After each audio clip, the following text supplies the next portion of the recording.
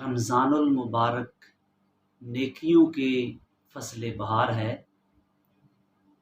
بندے کا جی چاہتا ہے نیکی کرنے کے لیے، لیکن رمضان المبارک میں ایک عبادت کا چور بھی ہے جو بندے کی عبادت کے اوقات چوری کر لیتا ہے، اور بندہ بہت ساری عبادات سے رہ جاتا ہے۔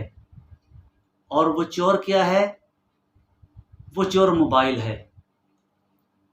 ہم دیکھنے میں تو ہم نیکی کر رہے ہوتے ہیں کہ ہم قرآن کریم پڑھیں گے موبائل سے دیکھ کر، اور جب ہم قرآن کریم پڑھنا شروع کرتے ہیں تو درمیان میں اشتہارات آ جاتے ہیں، عورتوں کی تصاویر نظر آ رہی ہوتی ہیں، اور بعض تصاویر بھی ایسی ہوتی ہیں کہ وہ دیکھنا درست نہیں، تو عبادت میں یہ چیزیں خلل ڈالتی ہیں۔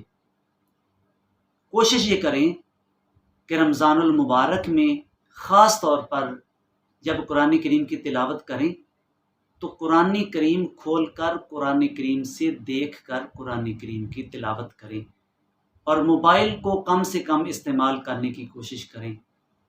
اور ایک یہ نیکی کا جھانسا دے کر ہمیں برائی کی طرف لے جایا جاتا ہے، اور بہت ساری ایسی چیزیں ہیں کہ جب بندہ موبائل کھول لیتا ہے تو پھر نہ چاہتے ہوئے بھی وہ چیزیں سامنے آ جاتی ہیں اور ان پر نظر پڑتی ہے۔